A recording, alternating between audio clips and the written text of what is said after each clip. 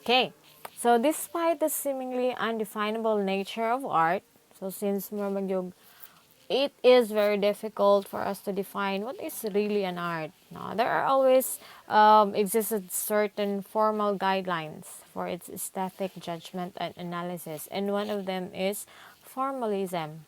No, this is, formalism is among the known guidelines. Now, when we say formalism, it is a concept in art theory in which an artwork's artistic value is determined solely by its form or how it is made. So, mo na, kang kinsa na eh. Ka-remember mo kang kinsa na eh. Oh, kana nga theorist. Kadto si bitter sa mga emotion, si Kant. So, formalism evaluates works on a purely visual level, considering medium and compositional elements as opposed in reference to realism, context, or content. So, although what jud ning daog si Kant, dapat mao jud ni ang definition sa art, but he was able to include in the guidelines the formalism. Okay? Right to this Kant da, believe ko ni siya. Namatay na laman si siya. Okay. So let's joke ra. Okay. I will just give you all the takeaway or sort of summary of what we have discussed kanina. So the interplay between the principles and elements of art provide language with which to discuss and analyze work of arts. The principles of art include movement, unity, harmony, variety, balance, contrast, proportion, and pattern. So don't worry because we will going to discuss this as we go along.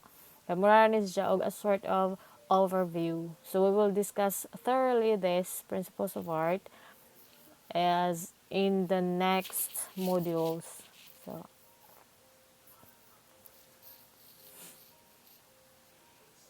saraman ni kadugay ba?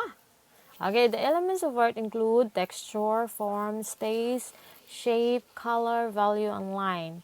How best to define the term art is a subject of constant contention. Since conceptual art and postmodern theory came into prominence, it has been proven that anything can be termed as art. No? So anything can be termed as art. The meaning of art is shaped by the intentions of the artist as well as the feelings and ideas it engenders in the viewer. So, if you remember during our introduction, I said that art for me is a catalyst. No, it sort of find a way to evoke your emotion. No, and also makes you question not just what the artist is trying to tell you with his work of art, but also your feelings or emotions looking or seeing that particular artwork. No? So, dili ra on the intentions of the artist in making an artwork, but also the feelings of the viewer. Okay?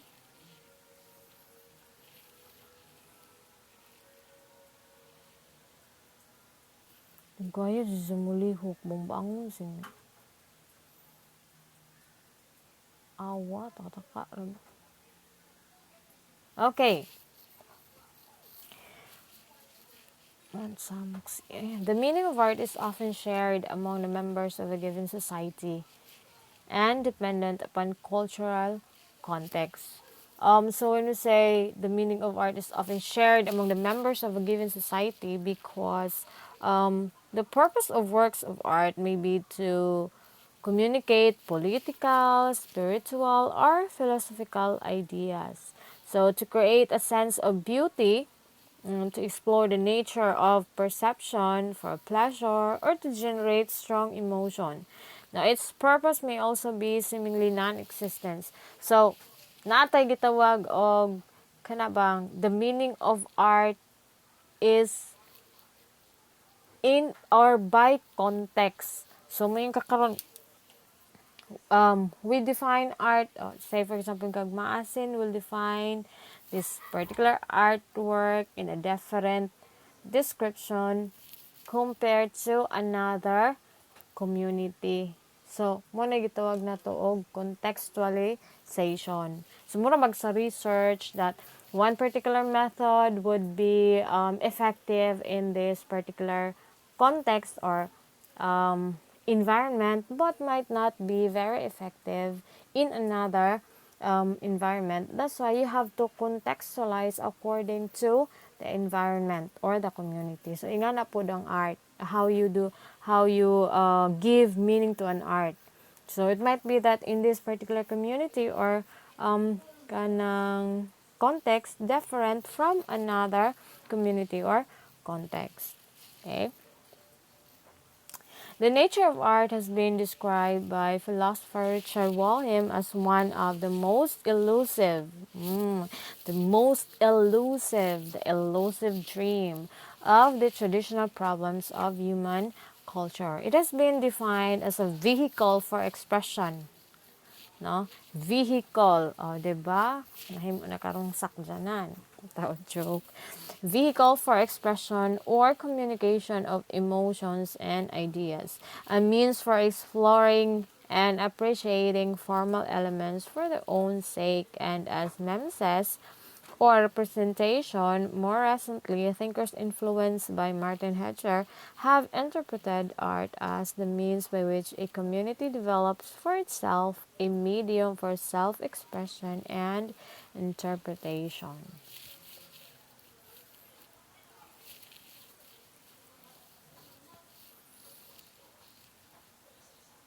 Okay. Some purposes of art may be to express or communicate emotions and ideas, to explore and appreciate formal elements of their own sake, or to serve as representation. Art, in its broadest sense, is a form of communication. It means whatever the artist intends it to mean, and this meaning is shaped by the materials, the techniques, the form it makes use of, and as well as the ideas and feelings it creates in its viewers. Art is an act of expressing feelings, thoughts, and observation. Anyway, again, we will discuss this thoroughly, in the following um, course lesson.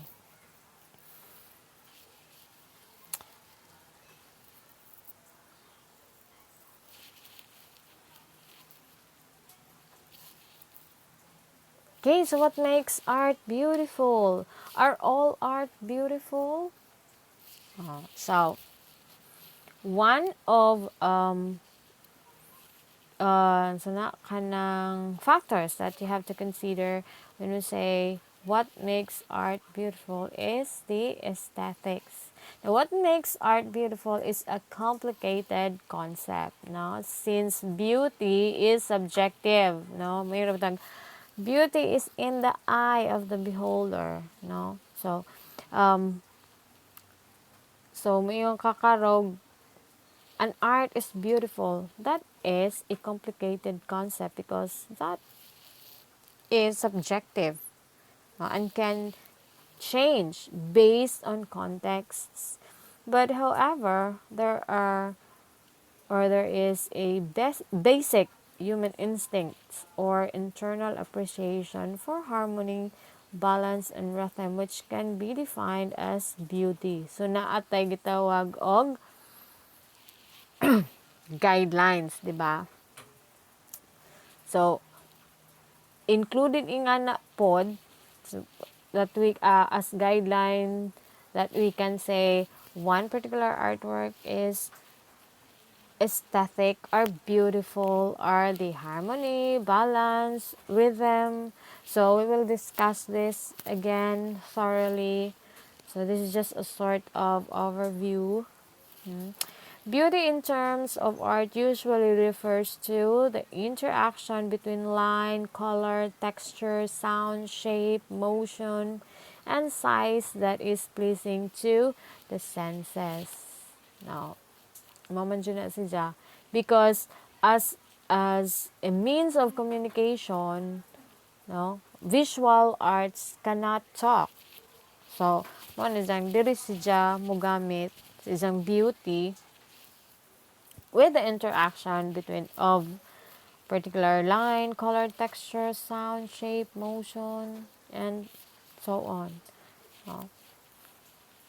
In practice, aesthetic judgment refers to the sensory contemplation or appreciation of an object. So when we say sensory, according to the senses, the five senses of the body. No?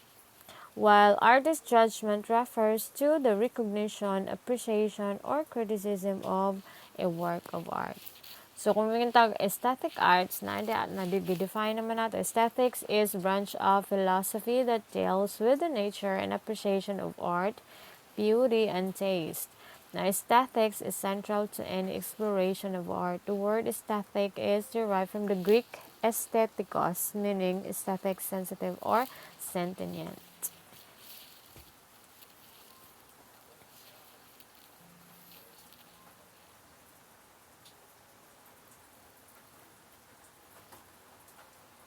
Wait sa hacker.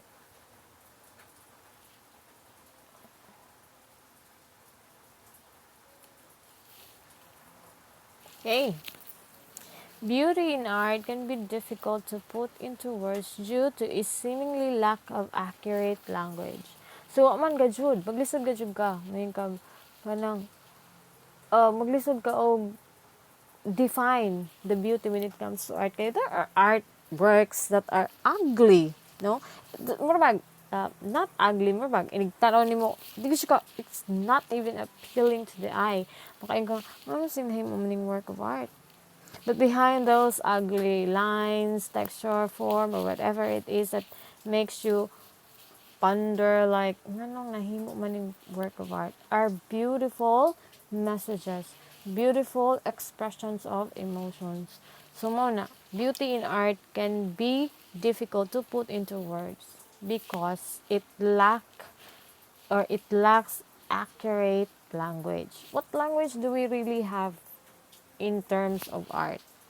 This would be an aesthetic judgment cannot be an empirical judgment, but must instead be processed on a more intuitive level. Oh, so when we say aesthetic judgment, you cannot so not kind of pair it up with an empirical judgment because an empirical judgment is way different from aesthetic or intuitive level.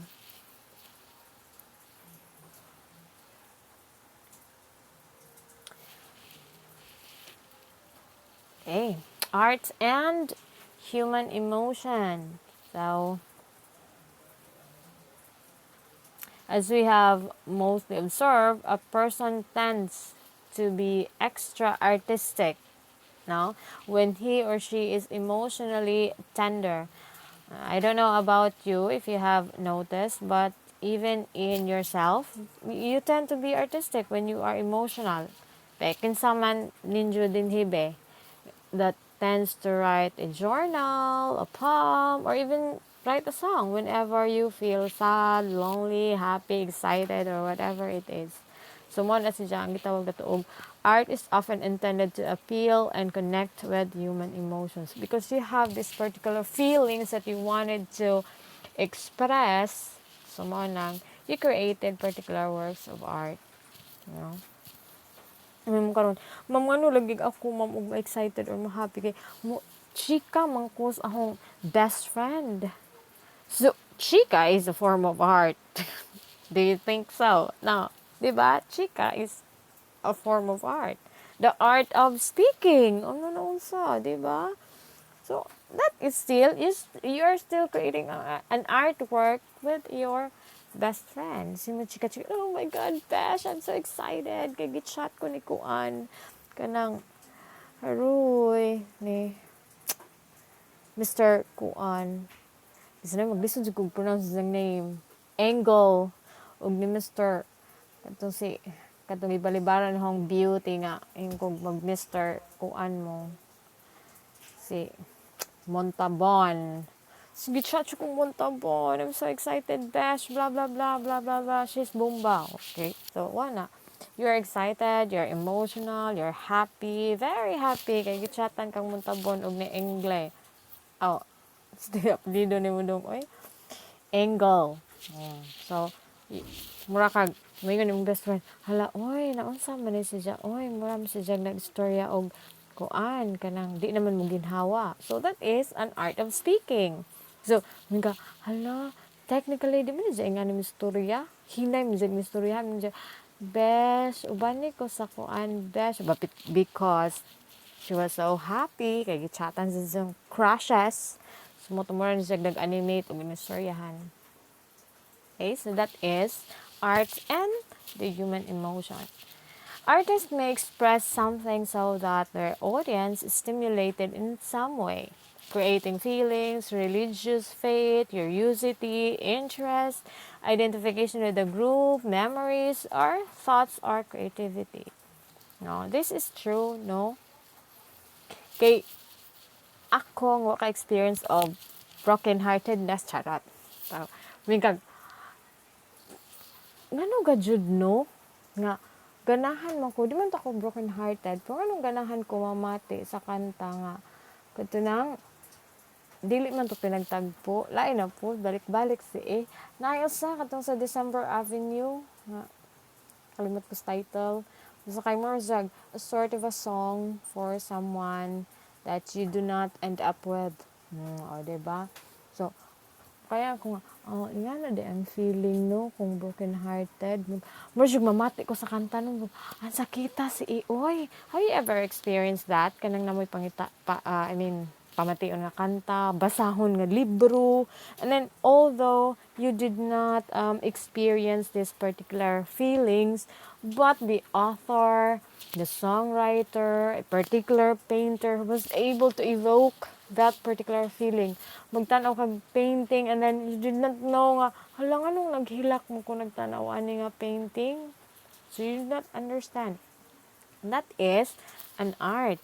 It was able to stimulate, no? Creating feelings with the audience. Okay? So, for example, a performance art often does not aim to please the audience, but instead evoke feelings, reactions, conversations, or questions from the viewer. In these cases, aesthetics may be a relevant measure of beautiful art. So, mo na. Naa siya particular, an art has this particular kanang ingredients, no? Na makapabukal sa atong kaunuran. Okay, so we are down to happy to just mahuman. Oh my God. Okay, so let's go to we've been talking about work of art. Now let's talk about the person behind that work of art, which is the artist. So who is an artist? So the book says an artist is a person who is involved in a wide range of activities that are related to creating art. Although not everyone can become an artist. Do you agree or disagree? But anybody can become a spectator of art. Era na dinaan. Sorry for the fun. Now, in a Buddhist term, an artist is considered as mana siya, somebody who makes I remember someone during the introduction niingon nga art is na ba to? Naa jud to nakaingon nga an artist is someone who creates particular artworks or art forms. You may not be able to create art, but you have the power to unlock an artwork and its meaning. And that is what we hope that you would become at the end of the semester. So, diba, everybody, not everyone can become an artist, no? Unfortunately, of course, it takes a lot of, kanang a lot of ingredients, murag cooking, no, to make an art form that can be considered as a real art, but everybody or anybody can become a spectator or even a critic of arts. So, mo na siya ang giingon nga, you may not be able to create art, but you have the power, no, to unlock an artwork and its meaning. So, pwede ka adyo, especially when you know the basics, the theory, no? Sa'yo na kayo na i-unlock nimo sa artwork. Okay? In ancient Greece and Rome, no? There was no word for artist. The Greek word techne is the closest to that exists to art and means mastery of any art or craft. From the Latin technikos derives the English word technique and technology and technical.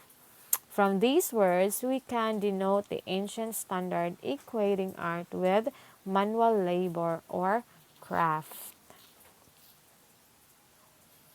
So when we say artist, so those are persons that are involved with manual labor or craft according to the ancient standard of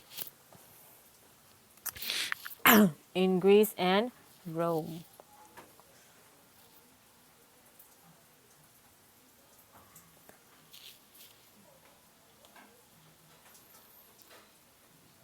Okay, during the Middle Ages, the word artista referred to something resembling craftsman or student of art. Now, the first division into major and minor arts dates back to the 14th century with the work of Leon Battista Alberti, which focused on the importance of the intellectual skills of artists rather than the manual skills of a craftsman. Okay? So, mo na siya ang short evolution of the artists. So, technically, when we say artists, well, someone who produces a particular artwork. But, if you cannot produce a particular artwork or art form, you cannot be called as an artist, but you are a critic if you have the power to unlock particular artwork with its corresponding meaning. So as I have said before, not everyone could become an artist, but everybody could become a spectator of arts. Okay. And that's it. Humanong data. Thank you. Thank you for your time and patience listening to this video. Anyway, this is a very short pa because this is introductory pa man, and di man jud pud ni art subject is not a difficult subject, so do not worry. So, I will be posting your assignment in Moodle, so just keep updated, and I will be uploading this video in Google Drive. So again, if you have questions, clarifications, violent reaction, you can reach me through the rainbow. You can reach me by rainbow. Anyway, you can always bring me up in Facebook Messenger. Pagwat lang po mong replyan ha. Adyo lang po mo ka mag-wild, diretso mo chat. Karon dyan, kaugma na ko mo reply. Girl, I have my own life. Oh, so, ano na siya? Maghuwat jud ta, no? Maghuwat magajud ta for the right person. Charot. Bitaw. You can, please do not hesitate to chat me Let's be friends. Oh my God. Di ta mag-iniyat. Mag-friends ra gud ta. Kaya lang dyan mong chat na pangajog kwarta kay mabad trip jud ko ay nga nang kuana ha. No, just for all your questions, clarifications, as I have said during the orientation, if daghan kaadyo mo questions about clarification of the topic, mag-Zoom meeting ta, pero og madarag one-on-one, let's go one-on-one. Tutorial rang ang peg. Anam dyan lagi ko nun ng duty of a teacher. Nagbasa dyan ko nga nung dumaistra ko. Oh my God. Joke la. Okay, so that's it. That's for today. That's for tonight. So, I will be posting something in group chat for your attendance. Please do not forget to react as I will be basing your attendance on your reactions of what I will post on the group chat. Okay? Bye, kids!